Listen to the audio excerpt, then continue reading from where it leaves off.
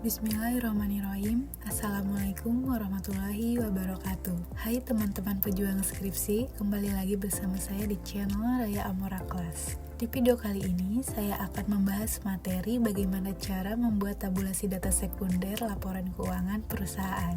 Pada materi kali ini, judul yang digunakan yaitu pengaruh profitabilitas dan likuiditas terhadap nilai perusahaan pada sektor energi yang terdaftar di BI tahun 2020 sampai 2021. Sebelum membuat tabulasi data, kita harus menentukan dulu di sini yang menjadi populasi dan sampel adalah perusahaan sektor energi yang terdaftar di BI tahun 2020 sampai 2021. Kemudian, teknik pengambilan sampel yang digunakan yaitu purposive sampling atau dengan kriteria tertentu. Ini adalah contoh kriteria yang akan digunakan. Yang pertama, perusahaan yang tidak terdaftar secara berturut-turut selama tahun 2020 sampai 2021. Yang kedua, perusahaan yang tidak menggunakan mata uang rupiah. Selanjutnya, untuk indikator variabel yang akan digunakan yaitu variabel independen terdiri dari profitabilitas atau disebut dengan X1 menggunakan indikator ROE atau Return on Equity, yaitu laba setelah pajak dibagi total equity. Kemudian untuk variabel likuiditas atau X2 diukur dengan menggunakan CR atau Current Ratio dengan rumus aset lancar dibagi dengan hutang lancar. Dan untuk variabel dependent, nilai perusahaan atau Y diukur dengan PBV atau Price Book Value dengan rumus harga per lembar saham dibagi nilai buku per lembar saham. Nah, untuk membuat tabulasi data, teman-teman bisa membuka Microsoft Excel, kemudian setiap kolom diberi nama masing-masing seperti ini contohnya, ada nomor, kode, emiten atau nama perusahaan, IPO atau tanggal perusahaan terdaftar di BI, kemudian kolom selanjutnya diisi dengan indikator variabel yang akan dicari.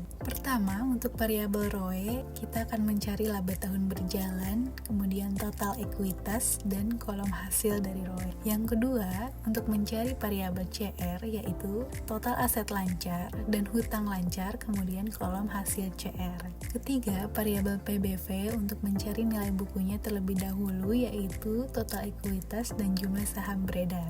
Kemudian kolom hasil nilai buku. Dilanjutkan dengan kolom harga saham dan PBV. Serta masing-masing indikator diisi dengan 2 tahun penelitian dari tahun 2020 sampai 2021. Oke, selanjutnya pertama-tama untuk mengetahui jumlah populasi perusahaan sektor energi yang terdaftar di Bursa Efek Indonesia tahun 2020 sampai 2021, teman-teman bisa membuka IDX seperti ini, kemudian pilih statistik dan disesuaikan dengan tahunnya, maka tampilannya akan seperti ini. Nah, ini adalah daftar nama perusahaan yang menjadi populasi. Kemudian teman-teman bisa pindahkan data perusahaan ini ke dalam Excel seperti ini yang sudah saya pindahkan. Selanjutnya untuk menentukan IPO, teman-teman bisa membuka IDX kembali dan lihat di bagian daftar saham. Sesuaikan tahun dan sektornya. Nah, ini adalah tanggal IPO perusahaan dan nama perusahaannya. Kemudian teman-teman bisa pindahkan ke Excel sesuai dengan nama perusahaannya masing-masing seperti ini yang sudah saya pindahkan tanggal IPO-nya berdasarkan nama perusahaannya. Oke, setelah itu teman-teman bisa membuka laporan keuangan perusahaan masing-masing untuk kemudian mengisi kolom indikator yang akan dicari. Pertama, kita akan mencari laba setelah pajak terlebih dahulu. Sebagai contoh, ini ada laporan keuangan PT Adro. Laba setelah pajak bisa dilihat di laporan keuangan laba rugi konsolidasi. Nah, ini adalah laba setelah pajak atau sama saja dengan laba tahun berjalan. Ini untuk tahun 2020 dan angka ini untuk tahun 2021. Teman-teman bisa langsung pindahkan angka ini ke dalam Excel dan lakukan langkah yang sama untuk perusahaan yang lainnya. Jika sudah diketahui laba setelah pajak atau laba tahun berjalannya, kemudian dilakukan seleksi sampel berdasarkan kriteria yang sebelumnya sudah ditentukan. Nah, yang sebelumnya sudah kita tentukan itu yang pertama, perusahaan yang tidak terdaftar secara berturut-turut selama 2020 sampai 2021. Kedua, perusahaan yang tidak menggunakan rupiah atau menggunakan dolar. Setelah itu dilakukan eliminasi dengan memberi tanda agar mudah melakukan seleksi sampelnya. Nah, ini adalah daftar perusahaan yang sudah diberi tanda. Pertama, warna hijau, artinya perusahaan tersebut tidak terdaftar secara berturut-turut selama 2020 sampai 2021. Bisa dilihat tanggal IPO pada PT BSML, Bintang Samudra Mandiri Lines, di sini tahun 2021.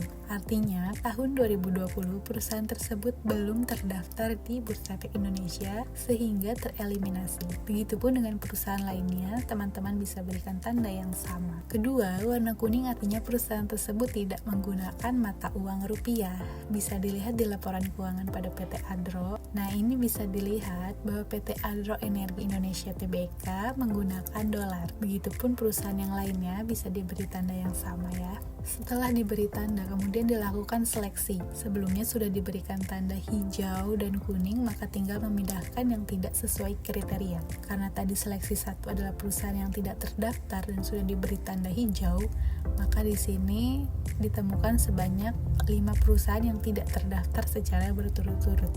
Kemudian untuk seleksi 2 perusahaan yang tidak menggunakan rupiah ditemukan sebanyak 37 perusahaan. Nah, tersisa dari 29 perusahaan ini yang sesuai kriteria dan akan menjadi sampel penelitian. Kemudian bisa dilanjutkan lagi untuk mencari total ekuitas. Bisa dilihat di laporan posisi keuangan pada PT AIMS, ini sebagai contoh. Ini adalah total ekuitas tahun 2020 dan ini tahun 2021.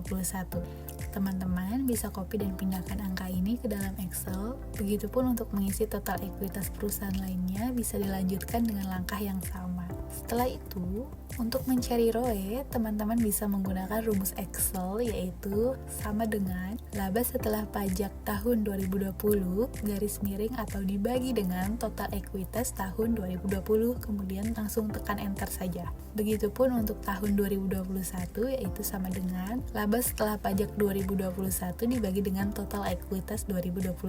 Dan lakukan langkah-langkah yang sama untuk perusahaan lainnya. Kemudian untuk mencari total aset lancar dan total hutang lancar bisa dilihat di laporan posisi keuangan. Ini adalah total aset lancar tahun 2020 dan ini tahun 2021.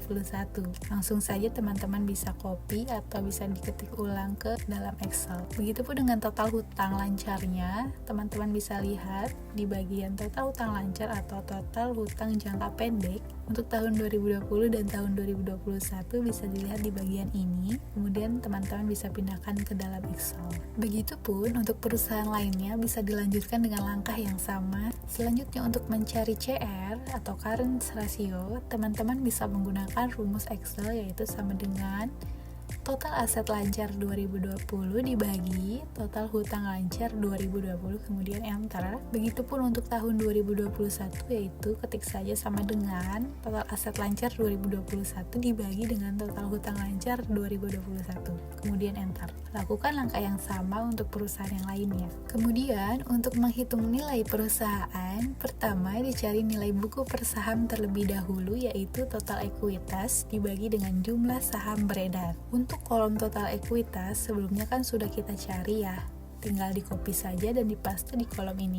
Kemudian untuk mencari jumlah saham beredar bisa dibuka kembali laporan keuangannya dan teman-teman bisa diketik di kolom pencarian yaitu modal saham. Tapi jika tidak bisa diketik seperti contoh ini, maka teman-teman bisa cari di laporan atas keuangan di bagian modal saham seperti ini ya. Oke, nah ini adalah jumlah saham beredar tahun 2020 dan 2021 pada PT AIMS. Kemudian pindahkan ke dalam Excel. Begitupun untuk perusahaan lainnya, teman-teman bisa lanjutkan dengan langkah yang sama. Selanjutnya, untuk menghitung nilai buku ini, teman-teman bisa menggunakan rumus Excel yaitu sama dengan total ekuitas tahun 2020 dibagi dengan saham beredar tahun 2020.